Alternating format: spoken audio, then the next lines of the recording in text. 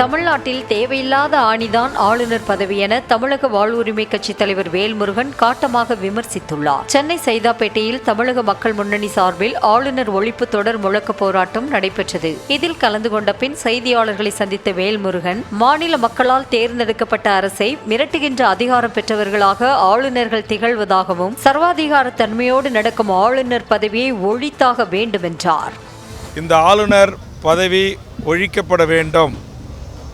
ஆளுநர்கள் என்பது மக்களால் தேர்ந்தெடுக்கப்பட்ட பதவி அல்ல.